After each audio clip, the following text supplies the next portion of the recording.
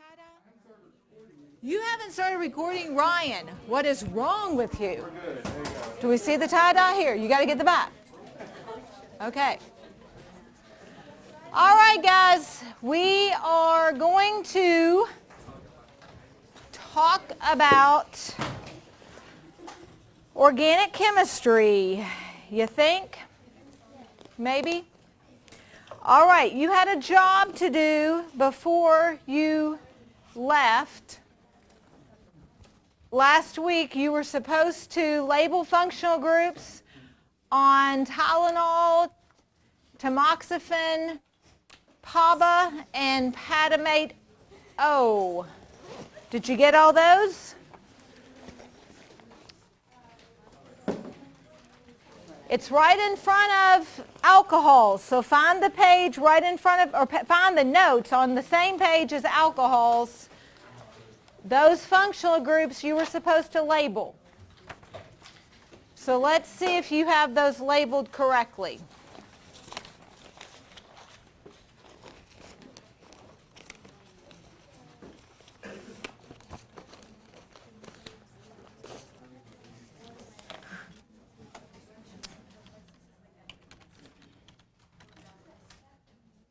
Have you found them?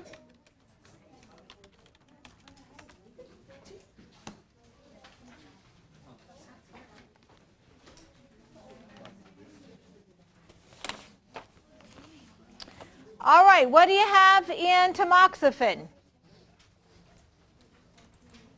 There's three what? Benzenes. What's in the middle?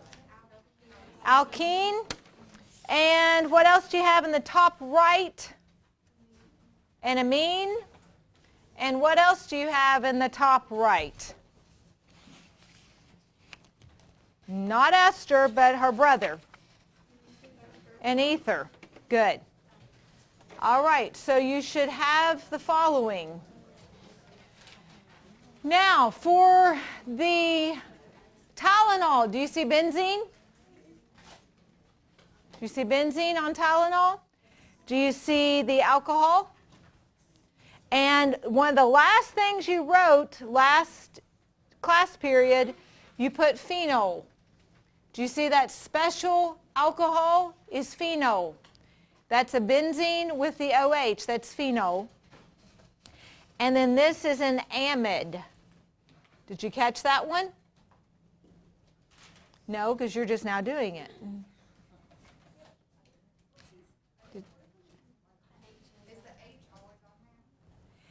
It doesn't matter, I just circled the H. The H is not important. I just did that. The H is not important. If I were going to say I was going to highlight it and you had to label it. Does that look better? Okay. All right, I'm not going to uncover all of the sunscreens. Let me see what you think. There are three functional groups in the PABA. What do you find? Amine, carboxylic acid, where? On the far right, and what's in the middle? Benzene, good. Now, look at the name for that one. Look at the name. Does that name fit that compound? Forget the P. Look at the rest of it. Does that name make sense? Amino, do you see an amine? Benzoic acid. What does that stand for? Benzene with a carboxylic acid. Does that make sense? Are you seeing those? Is that making a little more sense than it was, hopefully? All right, and then tell me what's in this one. I've hidden it. What do you see on the far left? Amine, then benzene, and then ester. Good job. Good job. So you should have the amine, benzene, and then ester. Good.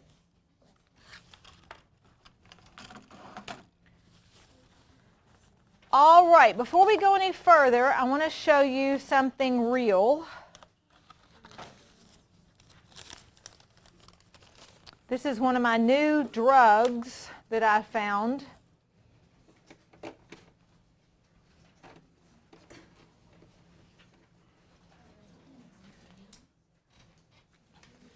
All right, what functional groups do you see there? Benzene and amine, alcohol, and carboxylic acid. Good job. Very good. Go ahead. Okay, so I thought we were before, but I might have misunderstood. I thought we couldn't use the same carbons that are in a different functional group. Are we allowed to do that? Well, the carbon is in all organic compounds. The special thing is nitrogen.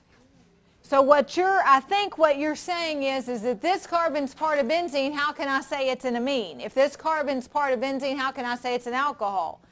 It's because the OH is the special thing that's added to the carbon. It's the N that's the special thing that's added to the carbon. Okay? I understand the confusion. So like if the carboxylic acid and The carboxylic acid has to be C double bond O OH. It has its own C. But it's bonded to something else in this case. But you could have a carboxylic acid with just C double bond O OH. And that be it. A one carbon carboxylic acid.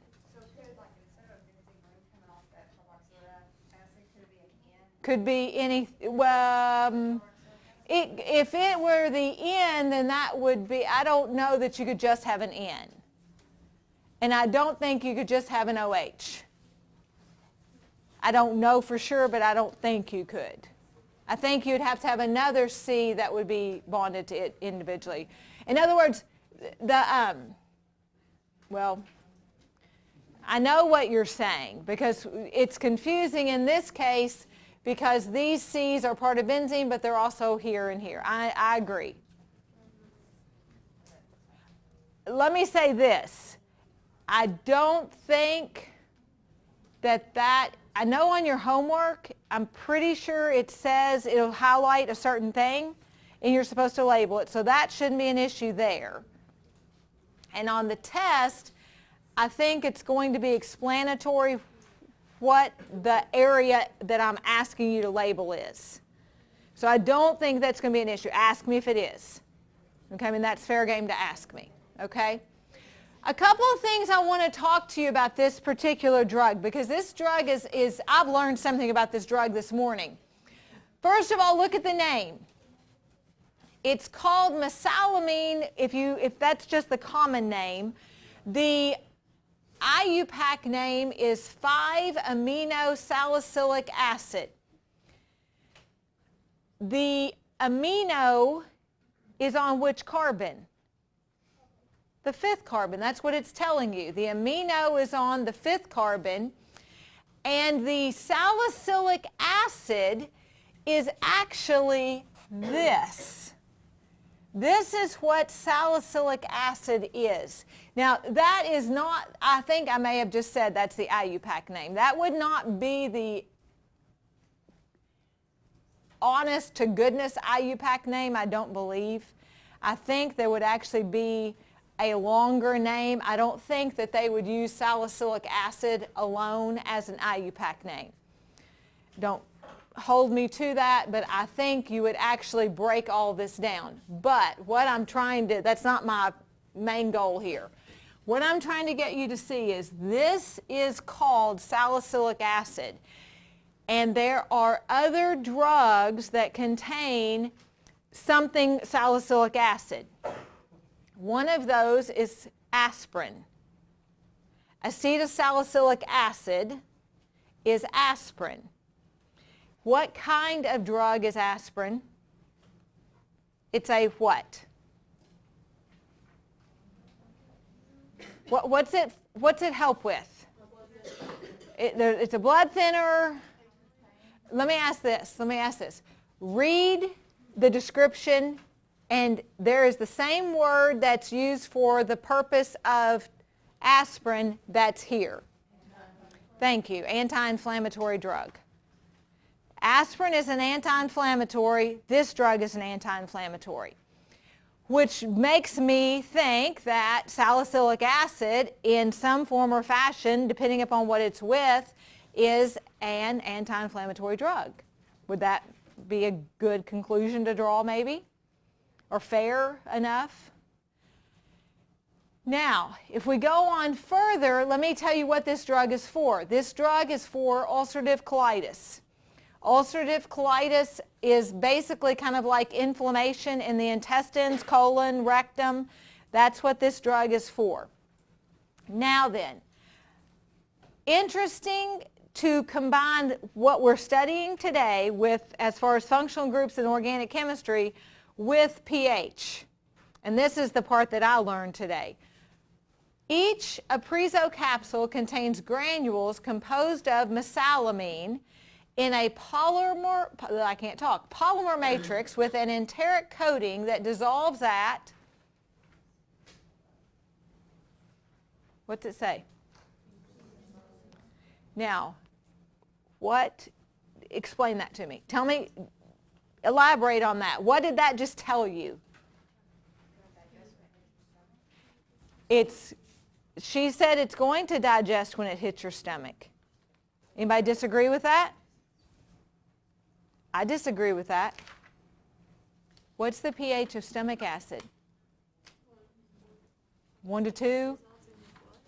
It's probably not going to hit your blood to start with. Let me explain what these look like. These are capsules. You can pull them apart and the little beads inside. That's what these are. So that capsule, that coating, that plastic per se, it looks like plastic, it's not plastic, but that coating, the little container that holds the granules will not dissolve until it hits a pH of 6 or above. It's not going to dissolve in the stomach. Why not? Because it won't dissolve until it hits a pH of 6 or above. So where is it going to dissolve? In the intestines. Now, when you know what this drug is for, is that a good thing? Yeah. Where is it supposed to work? In the intestines, in the colon, the rectum? You don't want this drug to break down in the stomach. And so knowing a little bit of chemistry kind of explains a lot of things. And that's the little bit that we know right now starts to explain this drug a little bit more. And that is something that I read that this morning. I thought, well, now that makes sense to me. Because knowing what that drug is used for and then knowing that you don't want it to break down in your stomach. You don't want those granules out in the stomach. You want them out later on in the digestive tract. And so I just found that interesting. Guys, you all are telling me that you want to be nurses, the majority of you, or in some health science field. Anytime you have a chance to read these, read these. Read them. There's so much you can learn from this just by simply reading this and starting to just dissect what you're reading and say, oh, now I know why, da-da-da-da-da. Or it may bring another question. Go ask the pharmacist. Go ask your doctor. And that's going to add more to your knowledge base that you have. But pretty interesting. All right, the next page deals with more alcohols. And it actually deals with some common alcohols that we want to talk about today. Methanol, 2-propanol, and glycerol. Going to run through these rather quickly. Methanol is the simplest alcohol. It is your simplest alcohol, and it is a useful solvent. You are not going to be able to purchase methanol, but you can purchase what's called denatured alcohol. And denatured alcohol is actually ethanol with methanol added to it. And that's down here. It says, note of interest, methanol is added to ethanol in fuels in what we call denaturation or denaturation. going to add a little to that because this is something you may see or you may have heard about in the real world. Methanol is added to ethanol to make what we call denatured alcohol. And yes, it is often found in fuels. Methanol is often found in fuels. If you were to go to Lowe's today, you could go to Lowe's and you could go back into the paint section in the solvent area and you could find denatured alcohol. And what you are finding when you find denatured alcohol is you are finding ethanol with methanol added to it. Now the question is, why do they do that? Why do they add methanol to ethanol? If methanol is extremely toxic. Methanol is extremely toxic. Ethanol is the alcohol that people choose to drink. So why would you add something that's extremely toxic to something that people would like to drink? So they don't drink it. That's one of the reasons. That's one of the main reasons, because the ethanol that is sold at Lowe's is not for consumption, and it will say it on that bottle. The ethanol sold at Lowe's is to use in washing paintbrushes or cleaning something like varnish or something that is an oil-based product that you need to dissolve something with. That's what that ethanol is for. Now, there are toxic substances that taste terrible. That's a good thing. There are toxic substances that don't taste bad. That's a bad thing when they don't taste bad. Fortunately, methanol is nasty. As soon as methanol would hit your tongue, even close to your tongue, it is so bad that you would spew. It's something you would not want to consume, which is really good because look, 15 milliliters. Guys, you know the little medicine cups? You know where you take your medicine? You know what I'm talking about? Those little medicine cups? One of those, not even full, is 15 milliliters. What is a shot? 2 ounces? Is that what a shot is? So if you are familiar with a shot glass, that's like 2 ounces. Less than half of that can cause blindness. Up to 100 milliliters can cause death. Okay? It's extremely toxic. Remember my jar? Down here, just around there, basically the amount that this lid would hold almost, a little bit larger, that's 100 milliliters. That would cause death. So the good thing is methanol tastes terrible, you're not going to consume it. That's a good thing. Now, the methanol is added to the alcohol in fuels for also the same purpose. And it makes the automobile run better, it makes it burn cleaner, hotter, etc. And so there's lots of reasons they do that, but one of the main ones is so that it doesn't get consumed. 2-propanol. We've dealt with this before. What do we call it? Isopropyl alcohol, rubbing alcohol. I'm not going to talk about it anymore. We've dealt with it before. Glycerol is also called glycerin. This one is also called glycerin. And this is a very popular lotion additive. If you are in the habit of reading your lotion bottles, you probably have seen glycerin in your bottle before or in your container of lotion. Why is it such a good moisturizer? What does it have? Flip your page over. Honestly, it'll help you if you flip your page back. Flip your page back. This is what we did before Thanksgiving. Look at the very bottom on the right.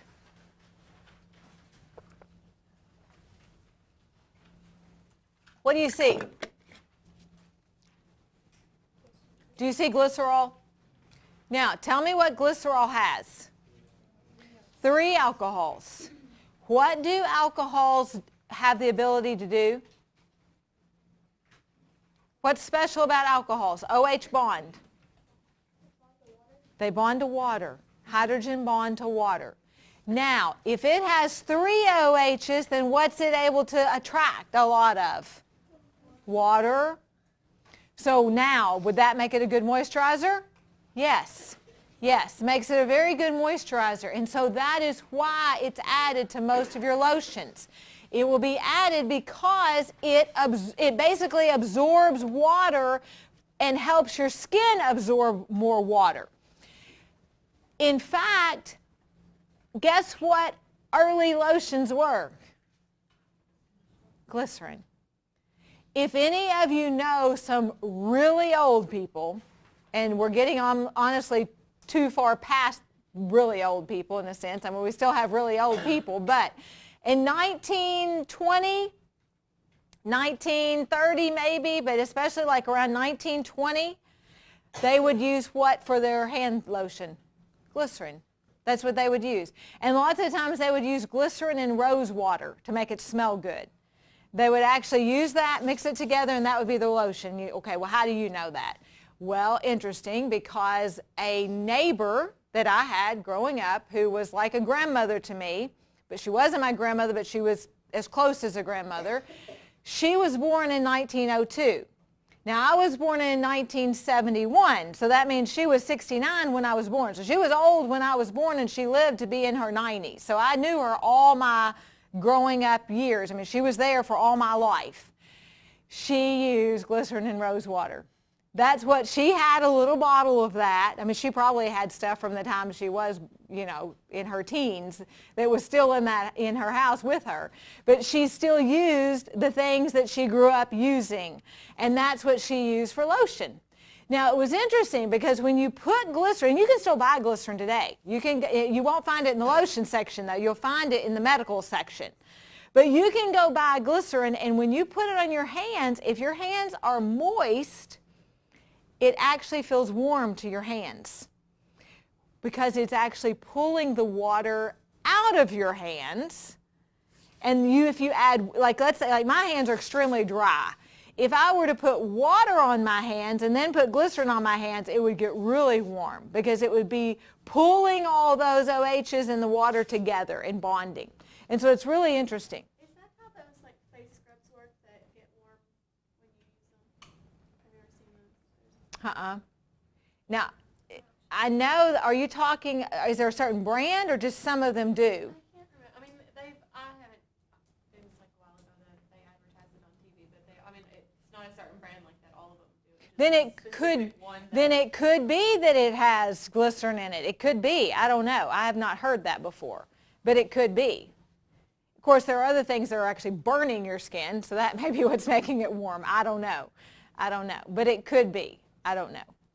But I do know that glycerin does that. Now, there's another medical purpose. Hold on one second. There's another medical purpose for glycerin that some of you may be thinking you've heard about. Think in terms of pediatrics.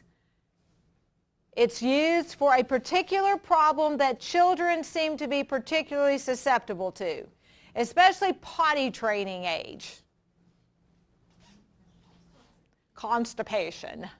Yes. Kids get constipated. They don't want to stop and go use the bathroom, or they're scared. So what do you use? Glycerin suppositories. Glycerin suppositories. And basically what the glycerin suppository is doing, it works in several different ways. One, it's lubrication, because glycerin is a lubricant, and it's more of a stimulant as much as anything else.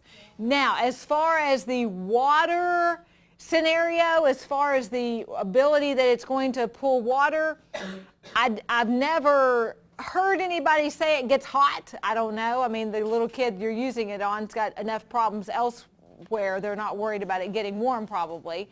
But so I don't know if it does. I honestly don't know if it gets hot or not. You would think it might, but I don't know that it gets warm enough. It's not like it gets hot. It just gets warm. So what was your comment? It was about I used a face, it was like a face, I think it was Biore's charcoal face mask, and it was a self-heating one, where it literally as you rub it in,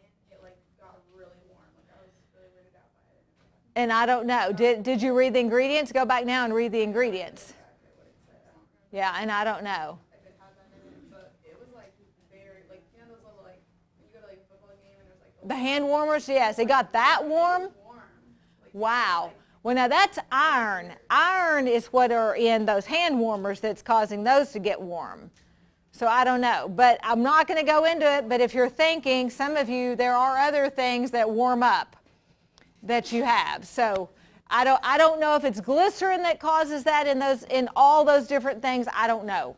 I don't know what it would be. All right. Why is it in food? I want to point that out, and then we're going to get off of glycerin for a minute. But why is it in food? Many of your food products, especially packaged foods, want to stay moist. So what could be added? Glycerin. And the benefit is glycerin is non-toxic in small quantities. And the amount that would be in food is going to be a small quantity. It's not going to be much. And it allows the moisture to be drawn in and keep the food moist. And so it's not in a lot of food, but it is in some food products. All right, ethanol. If you remember, I had listed a whole half page of different things about ethanol, and we looked at the different percentages, the volume, concentration, etc. Honestly, that probably should be here, but you've got it in your notes. I'm not going to go into that again. This is my explanation to you, and it's the scientific explanation of what happens when you consume alcohol that you choose to drink. This is what's going on, okay? Now, interesting timing. I have a real story for you. I think all of you probably know I'm going to say don't drink, okay? If I were a physics teacher, I would tell you, and I have had a college physics class somewhat recently, and I was interested to see that teacher, his soapbox was don't drive too fast. And he had the physics to back up, your stopping distance and all that. And I thought it was interesting. So his soapbox was, speed. Mine is ethanol in this class. And so let me explain to you just a little bit more about why I don't choose to drink and what can happen if you choose to drink. Scientifically, we're going to talk about that. That's the scientific approach. But I'll use my unprofessional platform here to tell you another real scenario. And the timing couldn't be better. I have a family member who contacted me before Hurricane Irma. This particular family member lives in Florida. They contacted me the night before the hurricane hit. This particular family member and I do not have a good relationship. Their daughter, I'm going to use the term their, even though it's a male or female, I'm trying not to divulge too much information here, but their daughter is my niece. So this person is angry for lots of reasons, and we don't have a good relationship. It's a sibling, okay? This is a sibling of mine. If it's my niece, okay, this is a sibling of mine.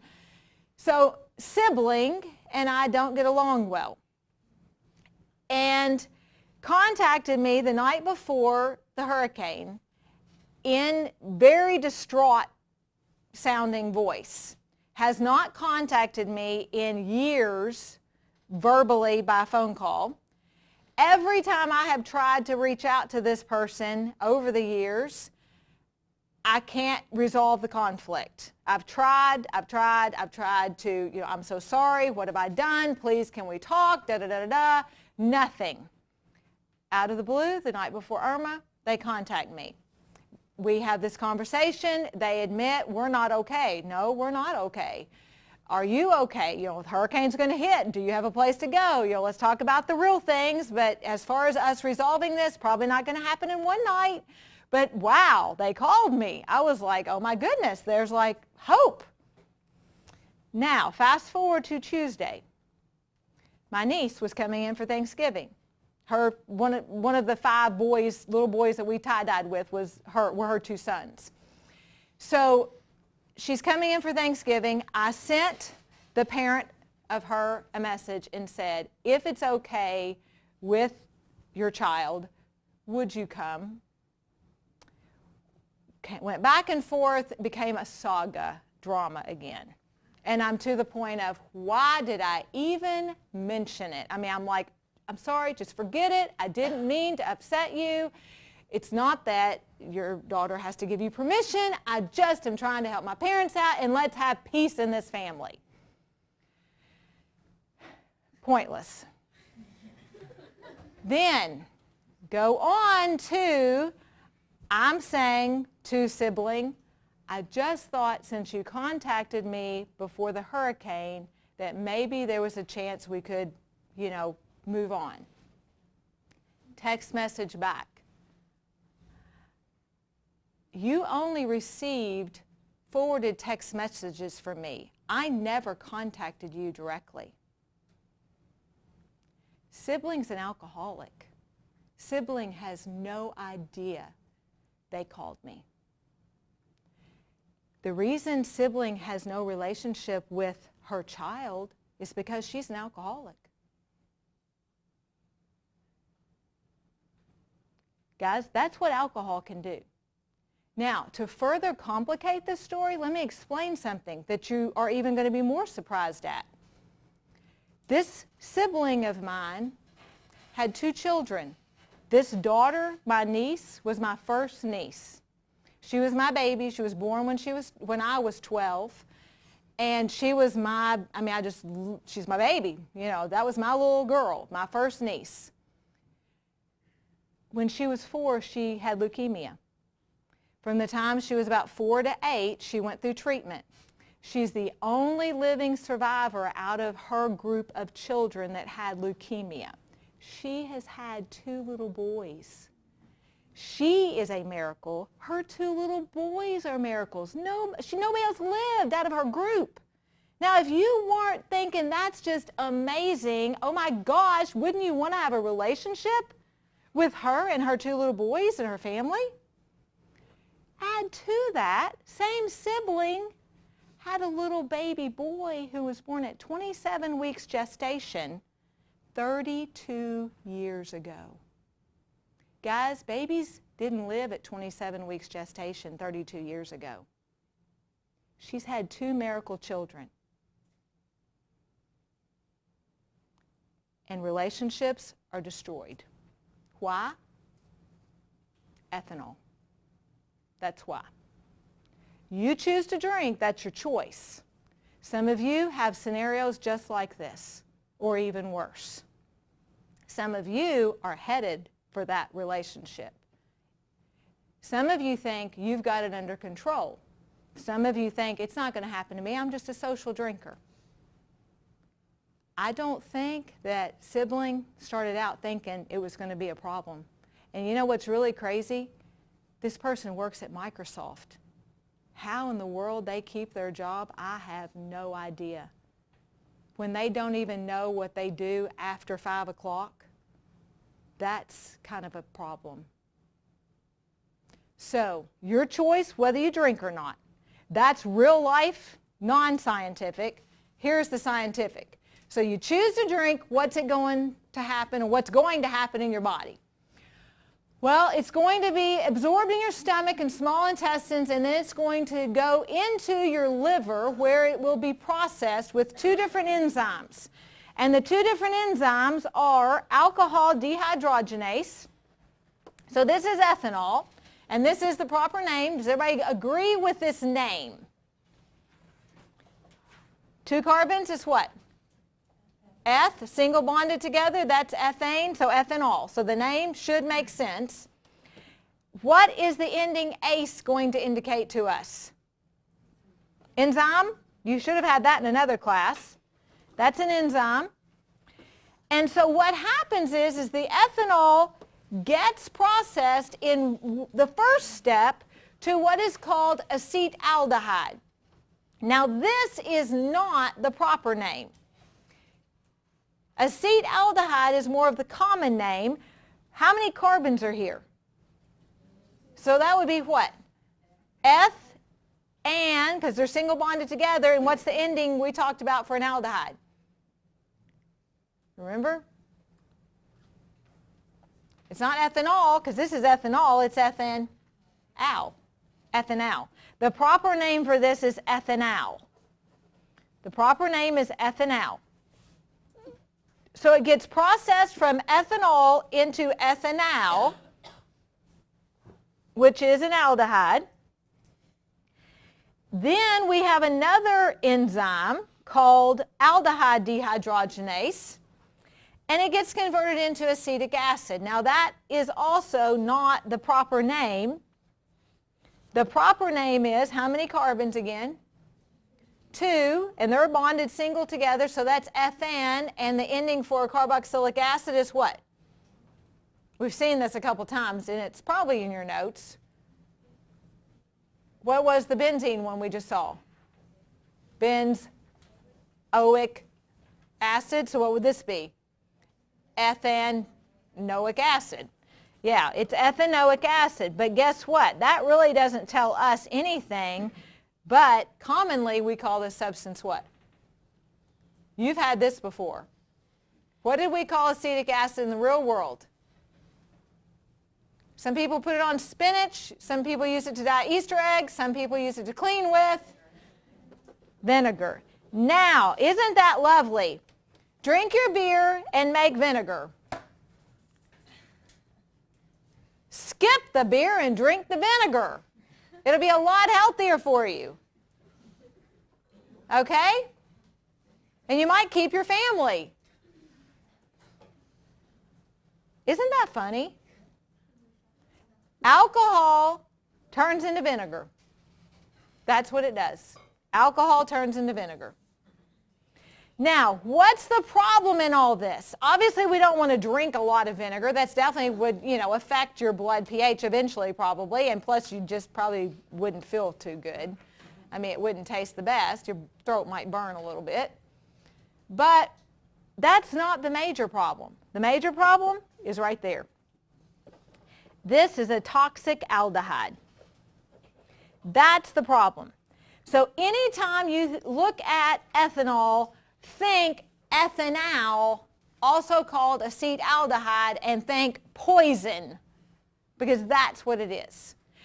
All of the side effects, the medical, the physical, the physiological side effects that accompany ethanol, all are because of acetaldehyde. Because what happens is your body doesn't always produce enough of the aldehyde dehydrogenase to process that acetaldehyde. And so what happens is if it doesn't have enough of the aldehyde dehydrogenase, you cannot produce the vinegar like you need to produce. Instead, you stop here at this point and you have a toxic buildup. So then you have the effects of a hangover. Or if you've really super, consumed, you die because it's toxic. But that's where the problem is. That's why when you hear of those people that go on a binge drinking and they're just, it's like, whoa, they maybe had drunk before, hadn't drunk, and all of a sudden they drink too much and they're dead. That's why. That's what's going on. Now, can you stop it once it has already quickly absorbed into the stomach? Guys, can y'all cut the chit-chat? Can you stop this once it's absorbed into the stomach? Can you stop the process? No. If it's still in the stomach, what could you do? Pump the stomach. But once it's past the stomach, there's nothing you can do other than keep going. Now, something I have wondered, and I have not asked the right person this question. I have wondered, we're all about pills. I have wondered, why don't we have an aldehyde dehydrogenase supplement? It makes you wonder, why don't we have something that, I drank too much, I'm going to go help my body out here. And there's too many factors, I think, to even consider making that, because it's an enzyme and you got to get it where it needs to go. And there's just tons of things that are associated with that. But You want to know what causes the real trouble other than the addictive trouble we're not, dealing with here, the medical trouble, that's what it is. It's the ethanol. Okay? You're going to see this word over and over again, both of these words, acetaldehyde as well as ethanol. You'll see those two words again. Okay? So take note that that is something I want you to know about. All right, going to the next page, another interesting alcohol are your hand sanitizers. What did most of the hand sanitizers have in them? Ethanol. Most of your hand sanitizers have ethanol in them, but some also contain what is called triclosan.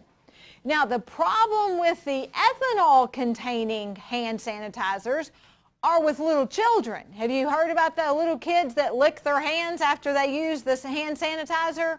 And then they actually get the effects of ethanol poisoning. I mean, that's what it has happened before. So that is a problem with hand sanitizers that just contain ethanol.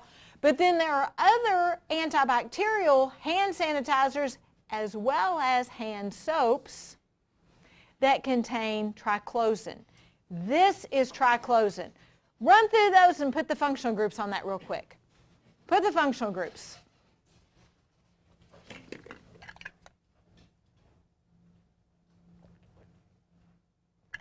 This thing is nothing but functional groups.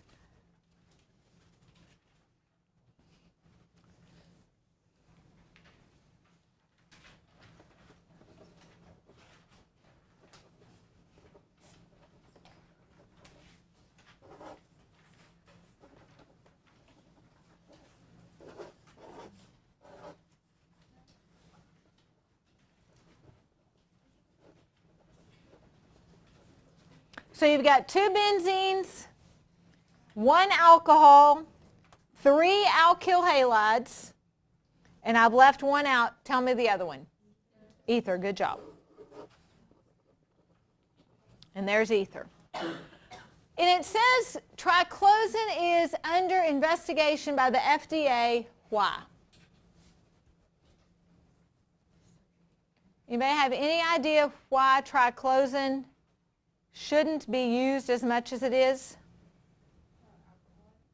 No, the triclosan, it does have an alcohol functional group, but let me explain. Triclosan itself is under scrutiny, not just in hand sanitizers, but in hand soaps.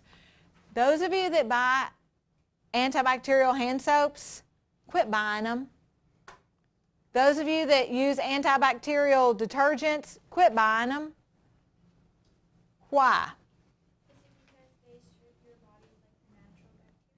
That would be one reason. That's not the main reason, though. Let me throw this out to you. Up until this year, many antibiotics were available for animal use. I could go to Southern States, Tractor Supply, and buy antibiotics in bulk quantity, many different antibiotics without a vet's prescription. Starting in 2017, there are many that I cannot buy. Now, there still are some I can buy, but there are fewer that I can buy now. That same reason for that is the same reason why triclosan is under scrutiny. That's it. Bacteria resistance. Think about this. Currently, before you have a surgery, you are asked to shower or bathe with a soap like HipaCleanse that has triclosan in it, or use bleach. What's the purpose of that? They're going to cut into your body. You want the bacteria to be at a minimum, right? Now, it works right now. What if everybody keeps using it? What's going to end up happening? It's not going to work anymore. So then what are they going to do? So I can almost guarantee you 90+% of you right now have antibacterial soap in your house. That's all you buy. Why? Because it's honestly kind of hard to find the other one. There are more choices of antibacterial than there are non-antibacterial. Start paying attention to what you buy. Quit buying it. You don't need to buy it. Just simply wash your hands and scrub good and rinse and move on. Because all we're doing is perpetuating a problem with that. Now, I had a student, I will say this, and they said over here, it was so funny one day. They said, well, I have to buy antibacterial soap because my dad operates a tattoo parlor and we have to use it. And I said, yes, you do. Absolutely. You keep using antibacterial soap because I want that arm washed off before I have needles poked in it. You know, I mean, if she's going to be doing tattoos, then by golly, you use antibacterial soap. That's like a surgery. But the rest of us, no. We don't need to use it. And so that's something that is an interesting compound that maybe you didn't even know was in your hand soap. But now go back and look at your hand soap and see if that's not what's in it. And I think you'll probably find it if you're buying the antibacterial soap.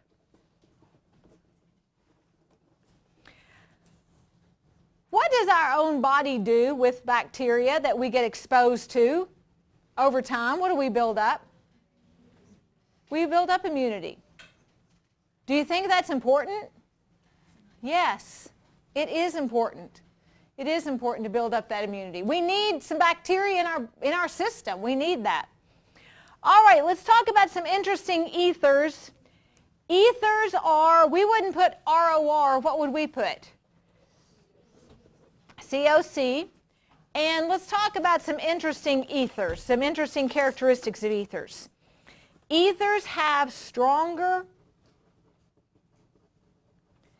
intermolecular forces than hydrocarbons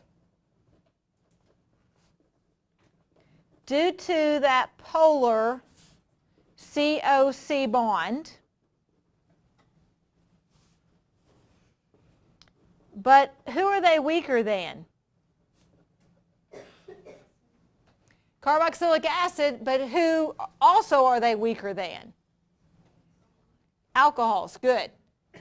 So it's ethers or something else with a carbon-oxygen bond, then it would be alcohols, then it would be carboxylic acid. So if we put alcohols, then you'll know that also means they're weaker than carboxylic acids.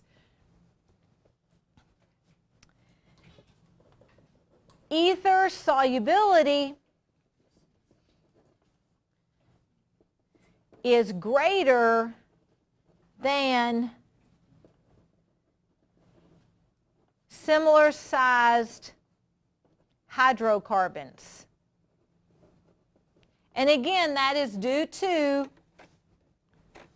that polar bond. The solubility would be greater than similar sized hydrocarbons due to that polar bond. We are not going to name ethers according to the IUPAC method, so I want to make a note of that. These are not IUPAC names. These are not IUPAC names. But let's see if these names make sense. What is on the left? What's the functional group on the left for this first one? Methyl. And then we have who? Ethyl. And this is ether. Alphabetically, ethyl methyl ether. Does that make sense? Okay. Both of these are who? Those are both ethyl. That's why it is diethyl ether. So you name this one for me.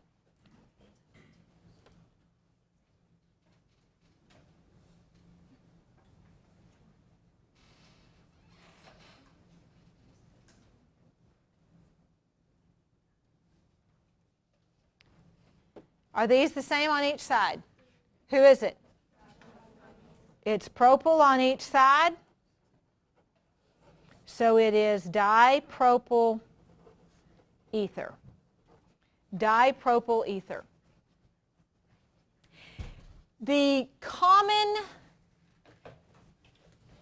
or not common, I won't say, the interesting fact about ethers as far as what are ethers used for, what's something we think of when we think of ethers?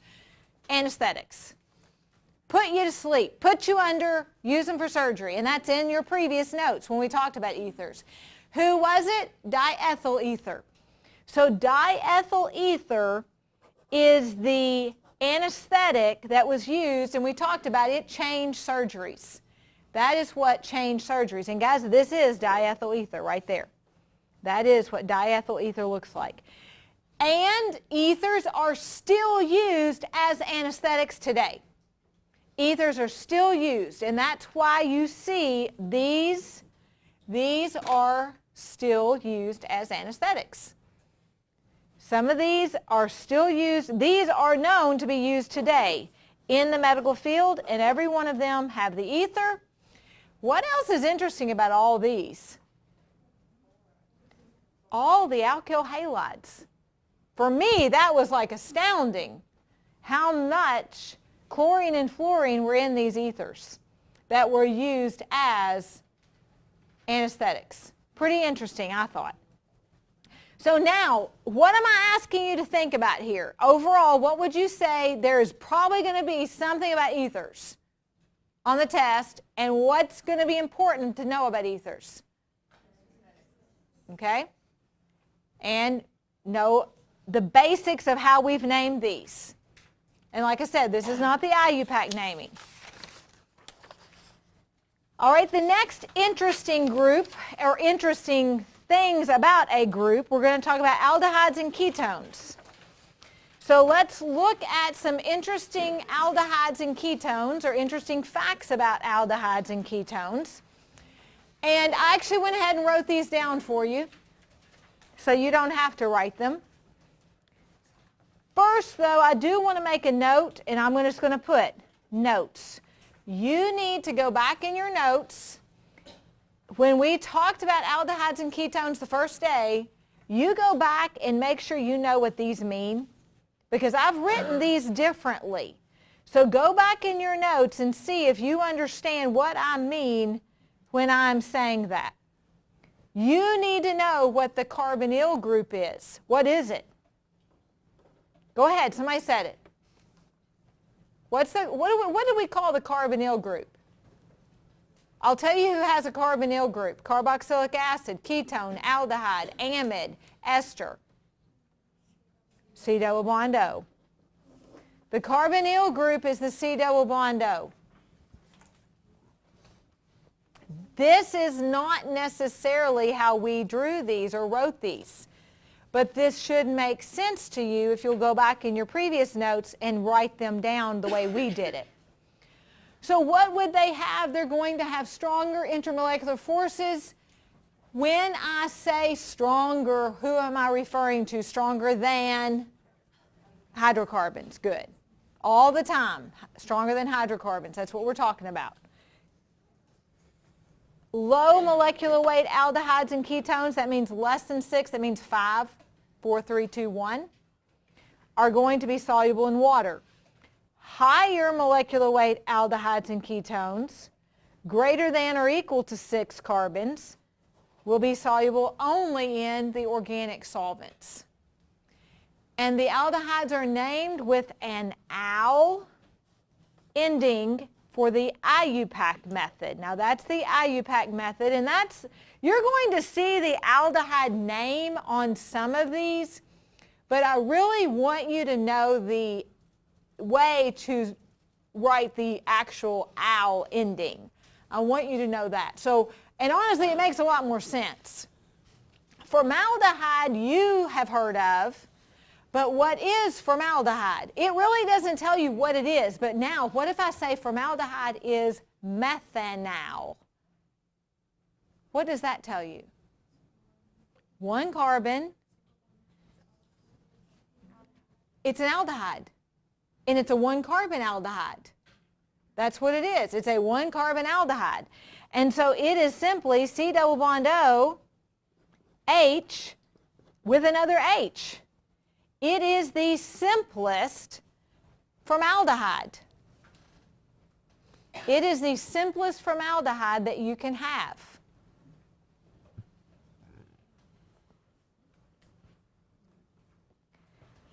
What is formaldehyde, by the way? It used to be used all the time for embalming fluid. It's now not used as much because it's a known carcinogen. But it used to be used all the time. When you dissected animals, they always had been embalmed with formaldehyde. Like I said, it's not used as much anymore. If this is methanol, then what would ethanol look like? Draw ethanol. You draw ethanol.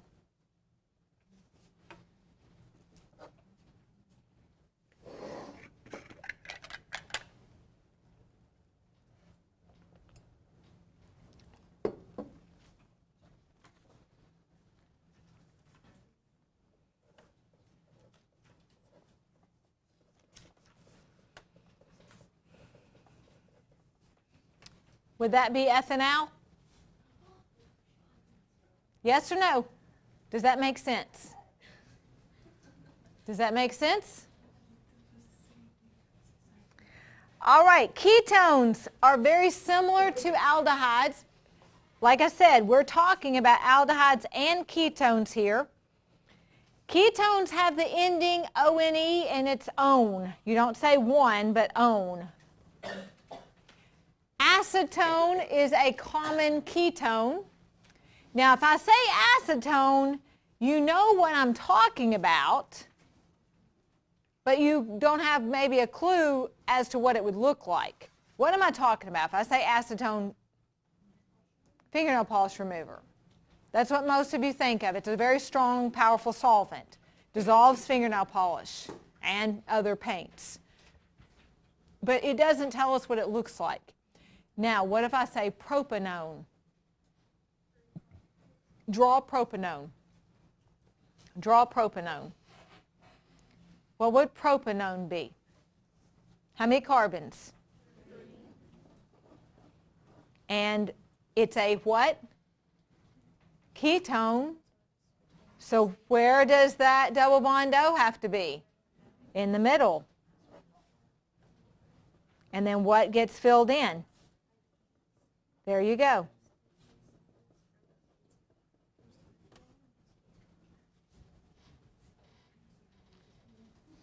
Does that make sense? Now, could that be, or should, I'll use the word should that be numbered? Should we say 2-propanone? No. Why not? Because if the double bond O were at the end, it wouldn't be a ketone, it would be an aldehyde. Good. Good. Is this the simplest ketone you can have? Yes, it is. Because what's a ketone? C double bond O between two. You can't get any smaller than that. That's it. That is the simplest ketone. That's the simplest ketone. Okay, classify these as an aldehyde or ketone. Just run through there and put aldehyde or ketone on those four, and then we're going to name those. As long as it's between two carbons, and we're going to deal with that. It can't be at the end. We'll see. In fact, you're going to have one right here.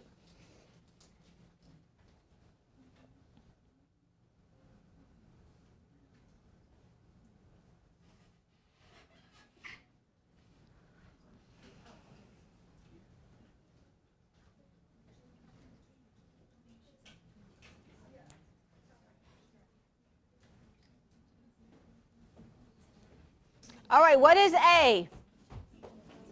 Ketone. What is B? What is C? What is D? Yes or no, just about that. Does that make sense? All right, now let us name these. I'm going to start with D.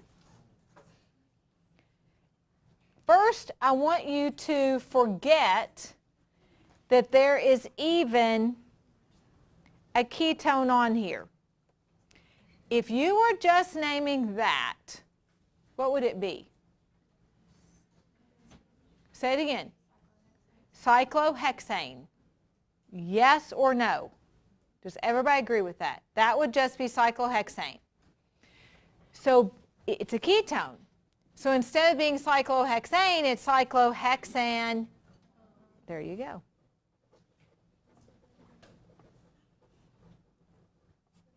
Cyclohexanone. Now some people will say, well, why do you leave the A in if you also put the O-N-E? Why don't you just call it cyclohexone? Because you have to say how the carbons themselves are bonded. So how are the carbons themselves bonded? Single bonded. Okay? So cyclohexanone. Question on that. All right, let's go to the one above it. How many carbons? 2. That means what? Eth. How are they bonded? So that makes it eth-an. And what is this? So what's the name? Ethanal. Now, immediately when I say ethanal, your brain says bad, toxic, ethanol, product, acetaldehyde. Yes? Okay. All right, I'm going to do C last. Let's do this one. You told me it's a ketone. Now then, how many carbons are here? 4. Bute, how are the carbons? Single bonded, so that's bute and butanone. Good job. Now then, the question here is, do I have to put 2 butanone? No.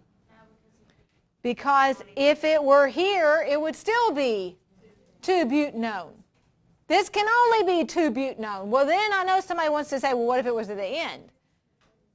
It wouldn't be a ketone, it would be, good job. You guys are so fast compared to what I was. Good job. Okay? Is that making sense or not? All right, this one is the hardest one on here. And this is where I think a lot of you struggle with your homework. Because it's got these extra things added to it. What is step 1 to do? Find the longest carbon chain. What is the longest carbon chain? 4. Now you could go 1, 2, 3, 4, 1, 2, 3, 4, 1, 2, 3, 4. It's still 4 no matter how you look at it.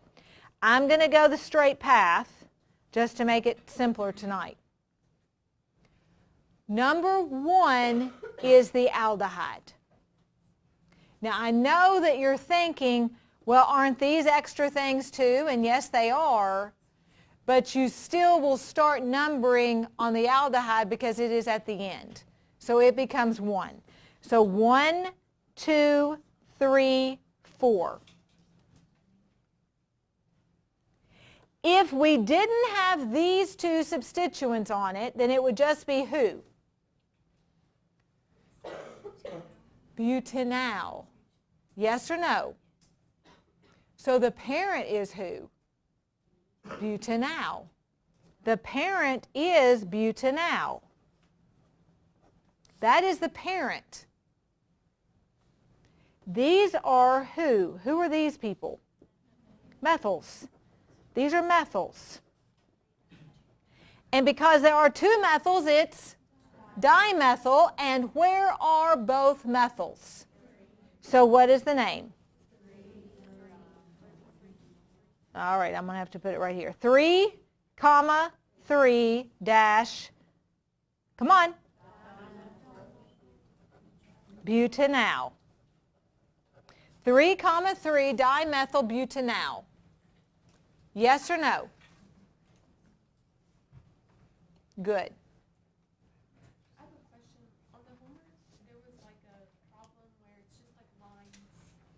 correct? It's a line structure. Do you mind showing us how to name them? Well, anytime you have lines, it could be something like that even. Print that page out.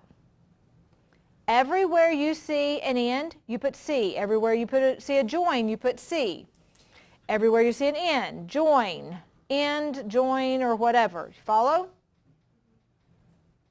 Then, if this still confuses you, throw in your H's. Okay? And realize this, you've got to find the longest chain. And the longest chain in this situation would be that. And I really need a highlighter probably. But it would be 1, 2, 3, 4, 5, 6. Does that make sense? Which means this is just simply a methyl.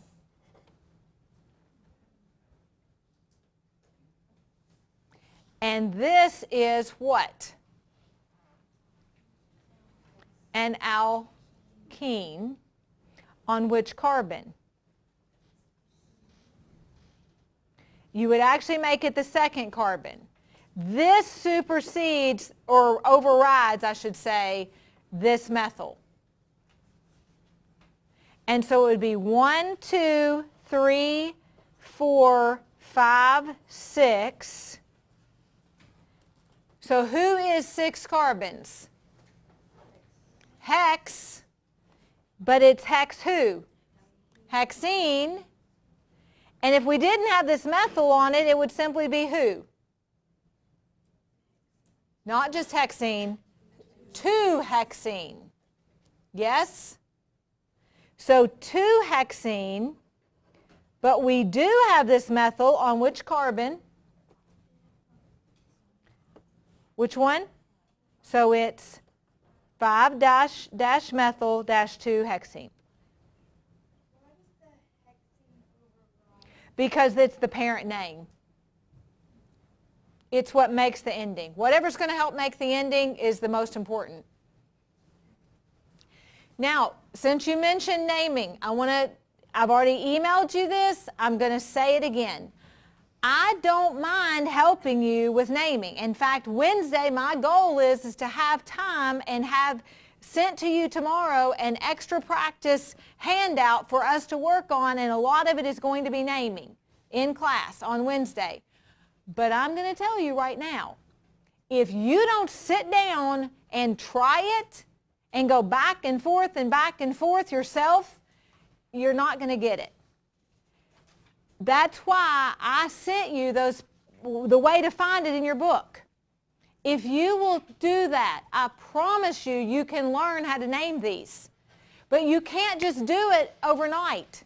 It takes practice. Go on to that free book and go where the first part of it says IUPAC nomenclature for alkanes, alkenes, and alkynes. It literally shows you the pictures, it shows the structures, and it has the answer. And that's what you need to do. You need to just go back and forth, back and forth, back and forth. And it's got lots of examples of that. It does the same thing for alcohol naming. It does the same thing for the other ones.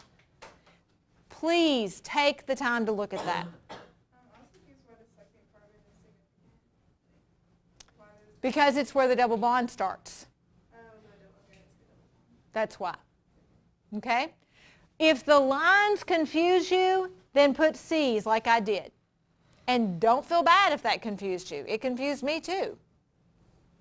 Okay? So just practice it. I think that's what you need to do a lot of, is practicing. Print the homework out.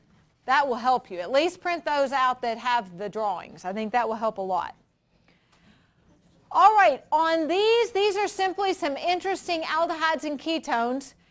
These particular ones are aldehydes. The next page are the ketones. Tell me on this, what would you say is something in common with all these? Well, I know they have an aldehyde. That's obvious. It's all about aldehydes. Okay, let me go non-scientific. Thank you. Say it. Do they all have strong, identifiable odors? So what does that tell you? Something interesting about aldehydes. Aldehydes are kind of smelly. Good smelly overall, but they actually are very easily identified by their scent. So aldehydes often have distinctive odors.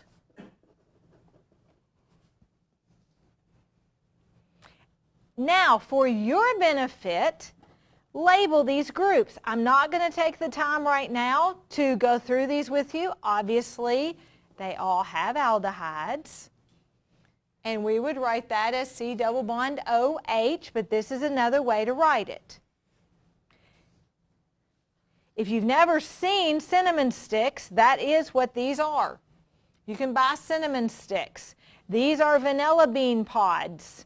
And then the lemongrass or the citronellal or citronellal. The next page also has some interesting ketones. If you've ever wondered what is in these sunless tanning agents, there you go. Dihydroxyacetone, avobenzone, oxybenzone, dioxybenzone. What are all of those containing? Ketones. All of them have ketones. And again, for your benefit, label the groups later. It's just good practice. Label those groups later. Let's do this together. Classify each as an aldehyde, ketone, alcohol, or ether. There's one of each here. Run through those and classify them.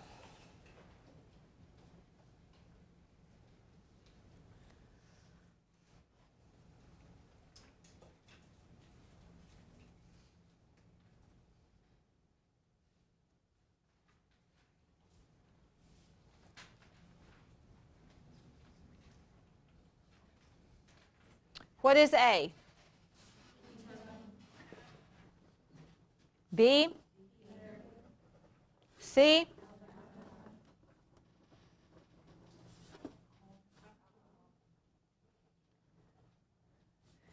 All right, let's look at naming. And I'm once again going to start with D. We have seen D, this is I think at least the third or fourth time. Who is it?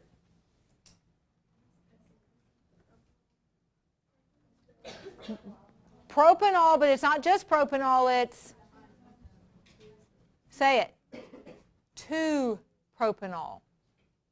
Why do I have to put 2? Could you have the OH on the 1? Yes.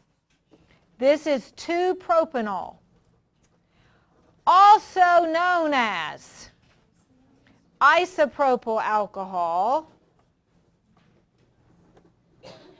or rubbing alcohol.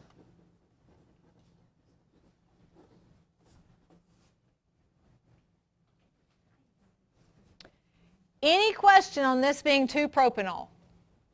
Does that make sense to everybody? Is it making sense or not? All right, go above it. It's an ether. Now this is the one we're not using IUPAC naming. It is an ether.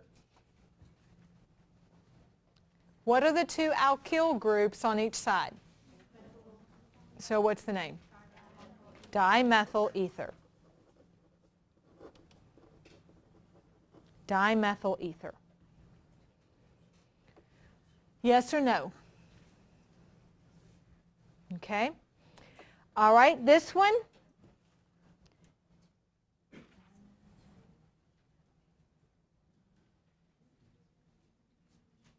What is it? You've already done this one before. It's just butanone. It's just butanone. How many carbons are here? So that's but. Are they all single bonded to each other? And why don't we put 2? Because it's going to be 2 no matter what. So it's butanone. Butanone. And this one we have also already done. Do you know what it is? So 3,3 dash dimethyl butanol. No, it's not butanol. Butanal. Make sure you have that A at the end. 3,3 dash dimethyl butanal. Yes or no? So the functional group is what determines the ending, and that comes first, and then numbering. The way I name them is you have to figure out the parent. And the parent is who has the special functional group on it. What's confusing for me and you at this point is that we want to say these are functional groups. They're not. They are alkyl groups. They are just more carbons.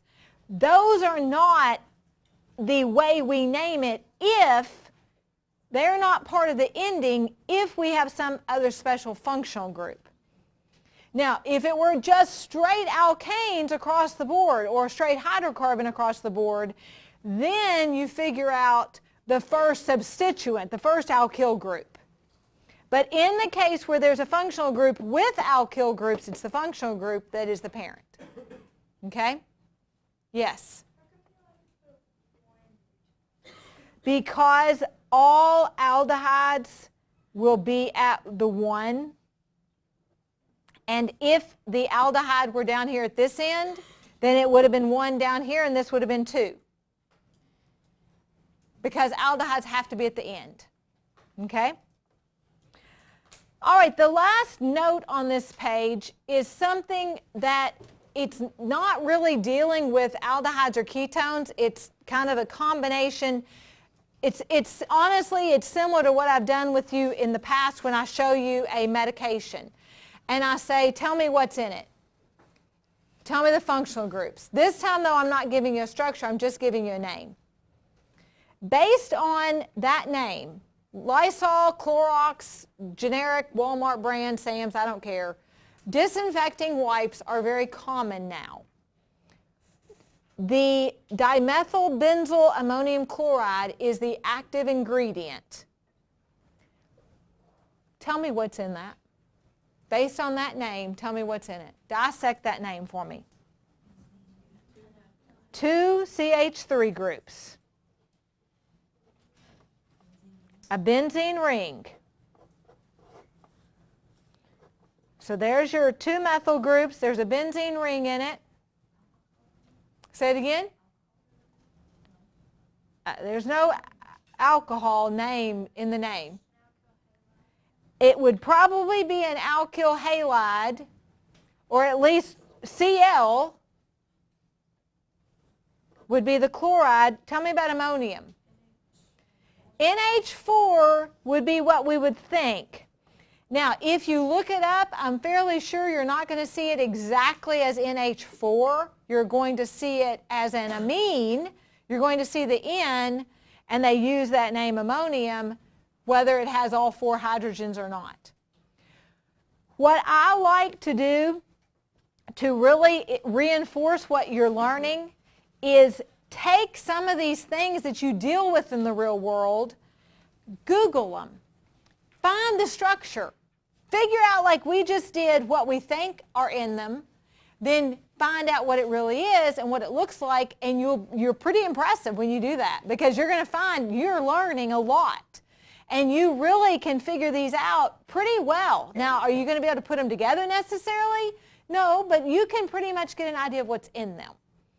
And so it's kind of an interesting thing to do. All righty, next page.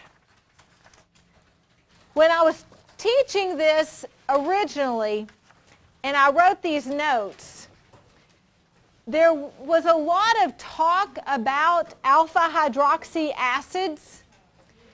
in beauty care products. And so I'm going to deal with that briefly. I'm not going to do it as much as I did originally, but I'm going to just deal with it briefly.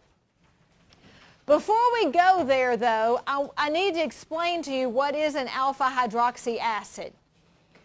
So let's dissect the name. Acid. What's the only kind of acid we've dealt with? Carboxylic acid. Tell me what it is.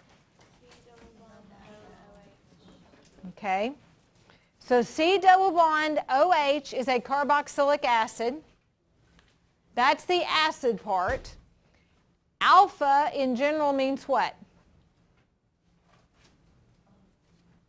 First one, big dog, number one. Does that make sense? Okay.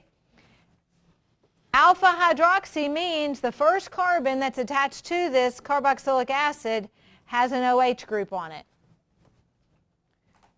So the first carbon that is attached to the carboxylic acid has a hydroxy or alcohol group. So what is an alpha hydroxy acid? This is an alpha hydroxy acid. Now, whatever else it has on it doesn't matter. This is the part that makes it an alpha hydroxy acid. So every alpha hydroxy acid has that structure in it. Two common alpha hydroxy acids are glycolic acid, which is from sugarcane, and lactic acid, which is from sour milk. But in this class, with exercise science majors present, you know of lactic acid for another reason than sour milk. What is it? In your muscles after what? After hard exercise. When you work out and the next morning you wake up and your muscles are sore, what do we say that's from? Lactic acid. So not only can you have it in sour milk, you actually can produce it in your body. Now what's really interesting to me, and I've said this I know more than once, but it just amazes me sometimes how chemistry, okay, it's in your muscles after working out, it's in sour milk, it can be made from sugar cane, but that's not the only way it's used. It's used in beauty care products, which you're thinking, what does that have to do with those other things? It's weird to me too, but it's used. And I'm going to actually take out the work by part. Alpha hydroxy acids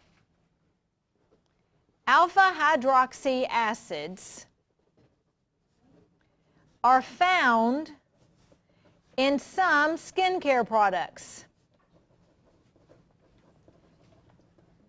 particularly anti-aging products.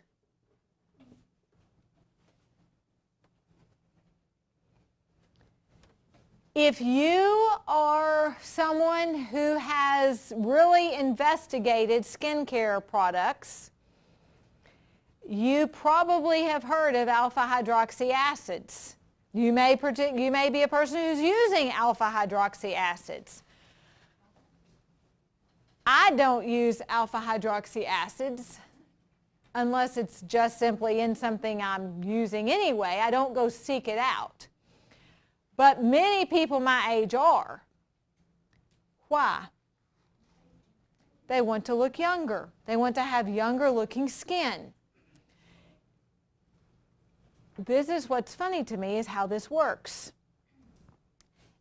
First, let me say this. Some of you're not following me at all on where I'm going, but maybe this will help you have a stage set. Have you heard of people who use or go have acid peels? Have you ever heard of people doing that? Okay. If you've ever heard of people doing that, or if you yourself have done that before, you were using alpha hydroxy acids on your skin. Okay? So now, how do they work? Well, regardless of what you have going on with your skin, maybe you're trying to get rid of some different blemishes. In my age population, typically what people are trying to get rid of are age spots. And you know, it's funny. I don't realize I have age spots, and it's hard to tell there too much, but there's one, there's one. You know, I could go around. I've got them. They're on my skin. I have them. I don't necessarily have that many on my face. I may do it. I just don't look at myself. But maybe I do have them all over me. I'm sure I do. I'm old enough to have them.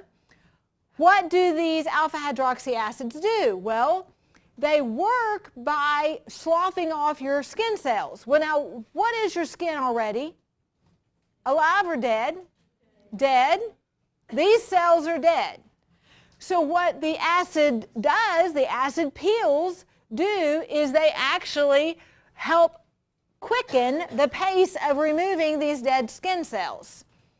And so then in essence what it's doing is it's leaving behind younger skin, which doesn't have the exposure that this old skin had. Now to me, what's funny about this, that skin that's young is going to become old, and it's going to get exposed again. So you either have to keep using the stuff or just be old like me.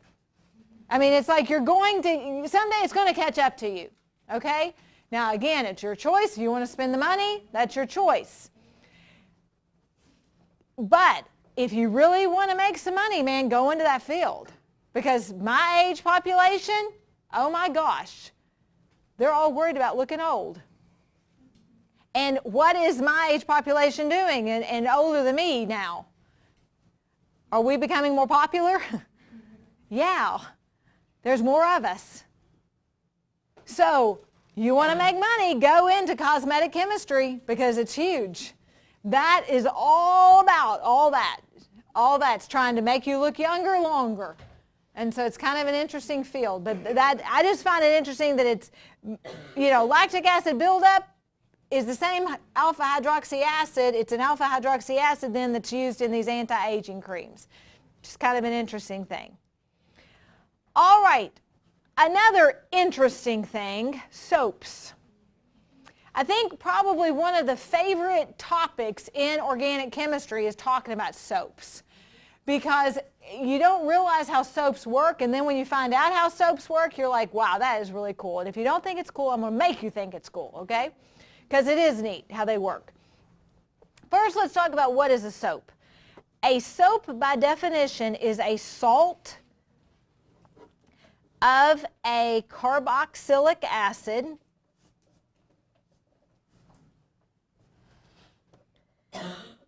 that has many carbon atoms in a long hydrocarbon chain. It is a salt of a carboxylic acid that has many carbon atoms in a long hydrocarbon chain.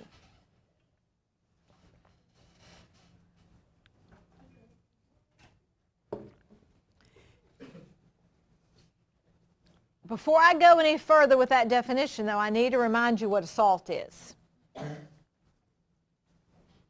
In this situation, you've got to think beyond salt, sodium chloride. What is a carboxylic acid? C double bond O, OH, okay? A salt of a carboxylic acid is the C double bond OH, but the H has been removed and there's a metal in its place. Okay, so imagine, if you will, a long chain hydrocarbon, carboxylic acid, C double bond O, OH, but the H is gone and now there's a metal in its place. That's what we're talking about. So this salt of a carboxylic acid is hydrogen removed from the carboxylic acid and replaced with a metal.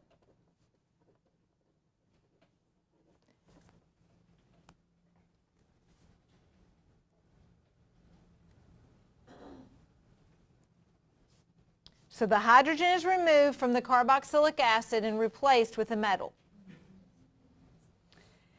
Now then, how are these soaps formed? That's the question. How is a soap formed?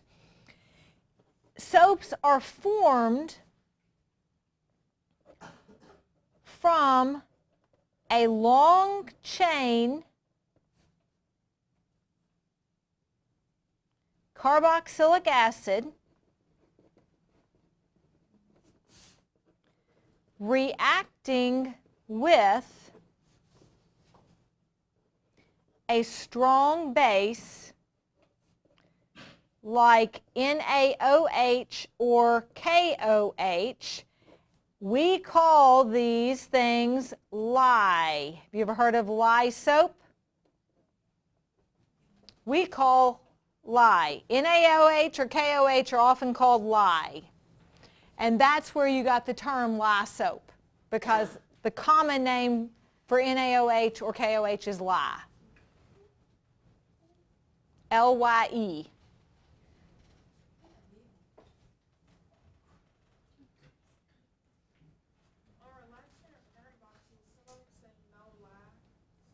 Say that one more time.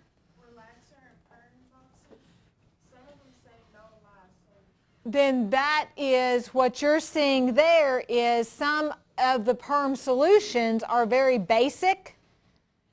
And when they say they don't have any lye, that they're telling you that they do not contain the NaOH or the KOH. How, and I'm not sure if we did it in this class or not, but I thought we did.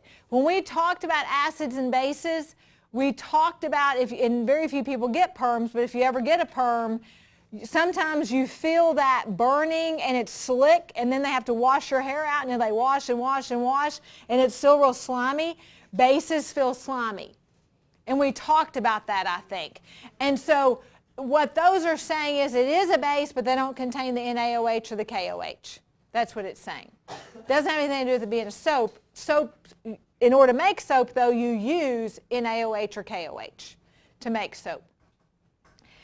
All right, before we go any further, I need you to get an idea in your head of what this long chain carboxylic acid looks like.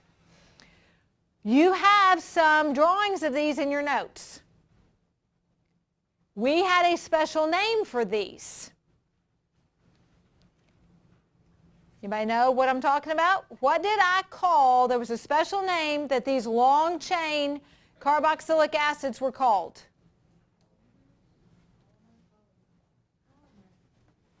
Not a polymer, but you're go find them. Find them. Find them in your notes. There's a table with some of these in your notes. Find these in your notes.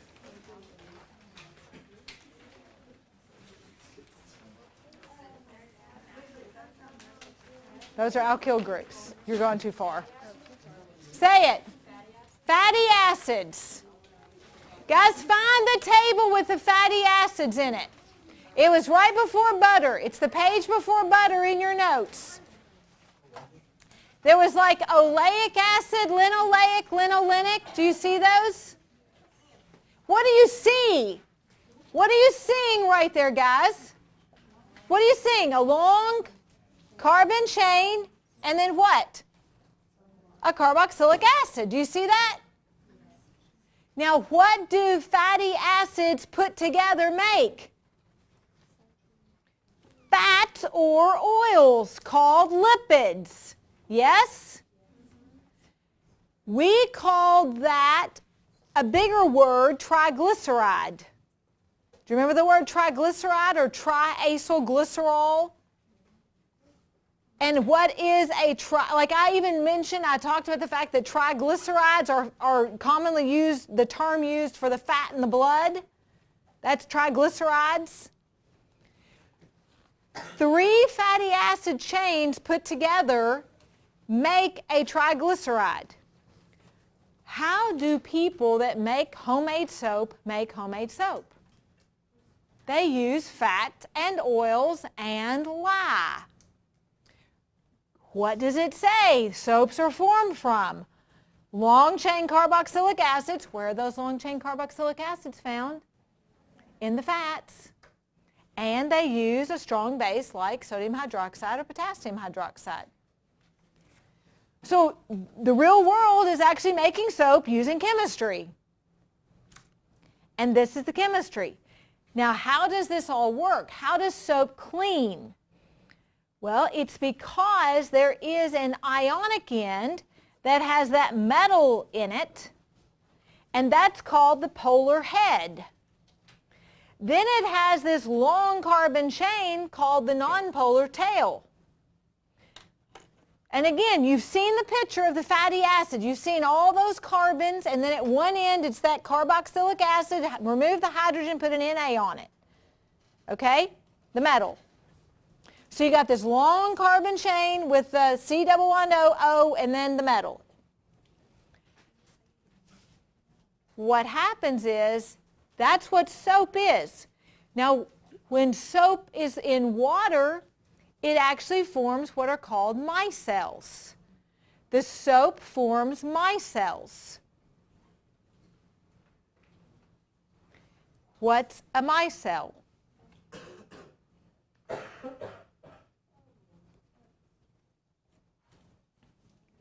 A micelle is a spherical drop formed when soap dissolves in water. Micelles have ionic or polar heads on the surface and nonpolar tails packed tightly in the middle.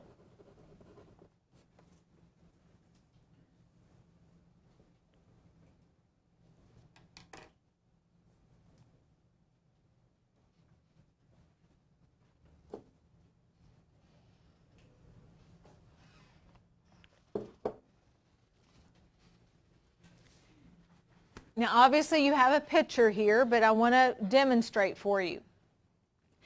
If my fingers are the polar, or not the polar, if my fingers are the nonpolar tails, okay? This is maybe something you did when you were a kid, making little things with your hands. If my fingers are the nonpolar tails, then a micelle would look something like that, sort of. I mean, you've got a much better picture. But are you following what I'm trying to do here? What's on the surface here? That's the polar exterior. What are these? That's the nonpolar. Now, let's go real world for a minute. If I have grease on my hands and I go to wash my hands with water, and I can rub my hands in the water, and yeah, there might be a little bit that'll just rub off because of the friction, but I can rub them in water, pull them back out, and what are my hands going to feel like? They're going to feel greasy. What does it take to make that grease come off? Soap or detergent. Now, I haven't used that word. Let me use that word right now. Soaps and detergents work the same way. Detergents also form micelles. So both of these form micelles. I'll explain the difference in soap and detergent in a minute, but when I say soap, I'm talking about detergents or soaps. Both work the same way. So this micelle now is what my soap makes, or my detergent. And the way it works is these nonpolar tails will dissolve what? Like dissolves like. Will they dissolve grease? But the whole thing will dissolve in. Why? Because what's on the outside? Polar. So in essence, what's happening is, if this is grease, it just incorporates it into the inside of the micelle, and now could it be washed down the drain? Yes, because the grease is dissolved in the center. Probably one of the best commercials that I ever saw about this, and I need to find the commercial and use it in my videos. the Dawn dishwashing liquid used to have a commercial, and they had this saying, Dawn gets grease out of the way. And it was this picture of a sink. It had this sink that was clear. It's like a glass sink, and you could see in it. And they had this big greasy dish and a soapy soapy dishwater was in the sink. And they took the greasy pan and they set it into the sink of soapy water, and you literally could see the oil droplets like floating and all of a sudden disappearing.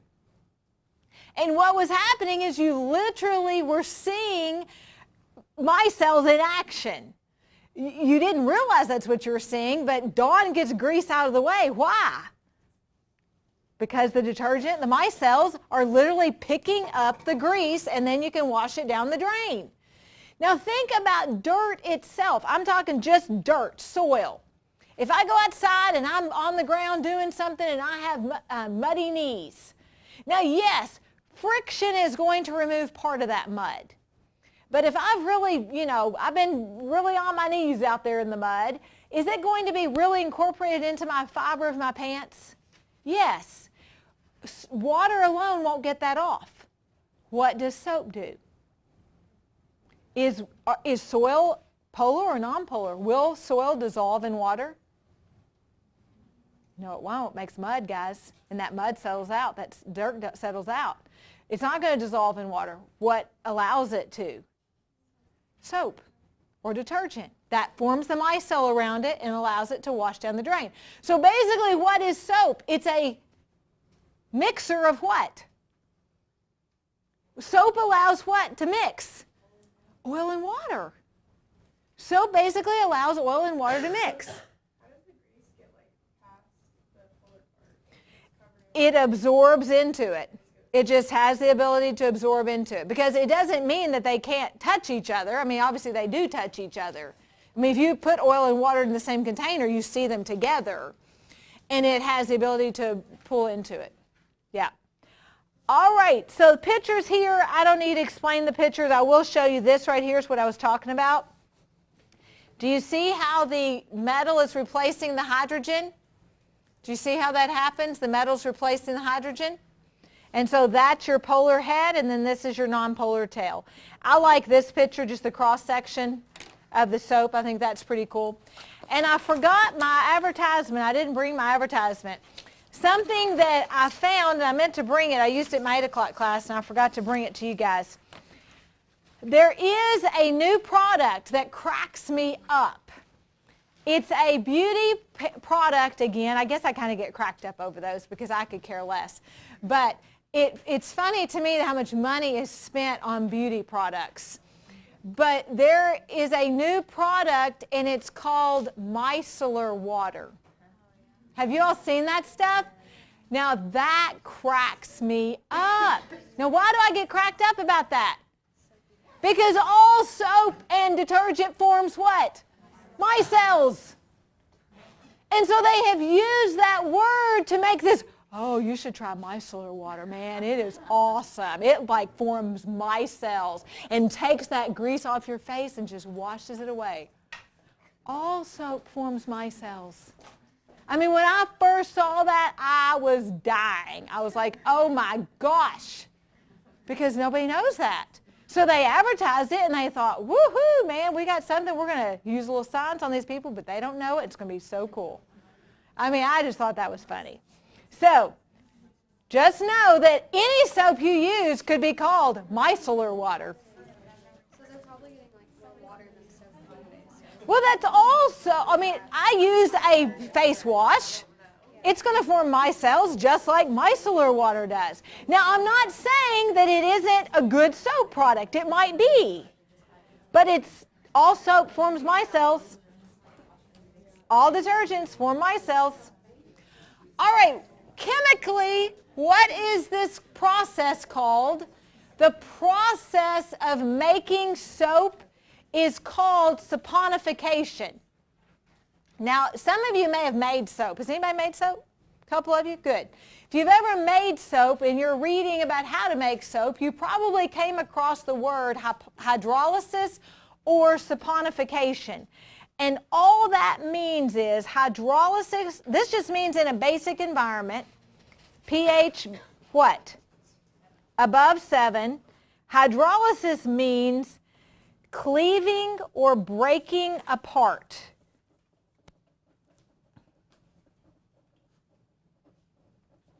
So soap is prepared by the cleaving or breaking apart in a basic environment of a triacylglycerol. And what did we say a triacylglycerol is? A fat or an oil. And then it goes ahead and tells you that the lipid is hydrolyzed or cleaved into 3 esters that form glycerol, which is what? Glycerin. And sodium salts of 3 fatty acids. Remember, a soap is a metal salt of a fatty acid. Now, for those of you who have made soap or have purchased homemade soap, many people that make soap or purchase homemade soap will tell you the reason they do that is because it is more moisturizing. The question I want to answer is, why is it more moisturizing? Now, let me say it's more moisturizing if you have your balance right. If you don't have your balance right and you had excess sodium hydroxide, then you're not going to have something that's more moisturizing. You're actually going to have something that's going to burn your skin because of the extra sodium hydroxide. But I'm talking about good soap that the people knew what they were doing, it cured long enough, and it's true soap. Why is it more moisturizing? Well, this is the reaction of olive oil and sodium hydroxide in the process of making soap. This is the actual soap molecule. But here's what's interesting. So this is your fat. This is olive oil. Notice the 3 fatty acid chains to make the triglyceride, plus your strong base. And this is glycerin. Now, in our brains, we sometimes have this simplistic approach to a chemical reaction. We think, okay, olive oil plus sodium hydroxide makes 2 products. And it does make 2 products. But guess what? Those 2 products are all mixed together. Does that make sense to you? In other words, when we take this olive oil and with the fat and heat it up, we're getting glycerin mixed in with our soap, which means all homemade soap has what in it? Glycerin. And what have we said glycerin is good at? So does that tell you why homemade soap, many people think it's more moisturizing? Because it has glycerin in it. Now, we are not overall, most of us, any longer using true soap. We actually use detergents. If you use a liquid body wash, you are using a detergent. You are not using a soap. Shampoos are detergents. Most of us use detergents. Even some of your bar soaps are detergents in a bar form. What's the difference? Soap is not soluble completely in hard water. Detergent is soluble in all water.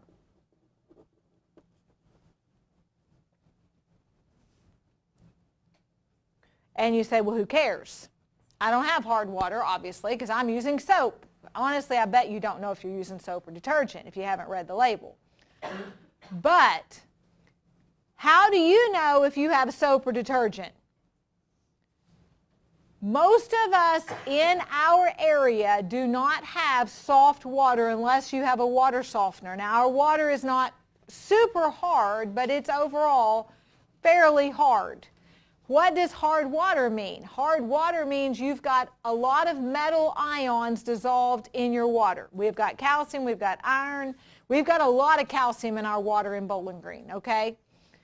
So our water here is rather hard. Soap is not soluble in hard water, I say. Guess what soap in hard water makes? There you go. It makes soap scum. And so if you are using soap, then you will find you have a cruddy, scummy shower really quickly. And you can test your product that you use. Clean your shower thoroughly. Start using your soap if you think it's soap. Use it for a week. See how much scum's on the sides. Clean your shower thoroughly. Now use a liquid detergent body wash, and you'll find it stays a lot cleaner. That's why most of us now use body washes. It's because of that. Or at least for me personally, that's why it is. You had a question to answer it? It's okay. So you're saying that like it's more moisturizing if it's homemade, so when it's made, you buy the soap. If you buy true soap in the store, lots of times they've removed the glycerin. Not always, but a lot of times they have. Now you can, and you see this advertised, glycerin soap. And that means they've left the glycerin in. And that's what they've done. They've left the glycerin in. Okay, let me tell you what's going on for Wednesday. We will finish, guys, can you listen till I get done, please? Can y'all move away from each other for Wednesday? Maybe that would help me and maybe the people around you. Okay, please? All right, for Wednesday, we are going to finish up this set of notes, which I realize you're probably thinking, well, there's quite a few notes here.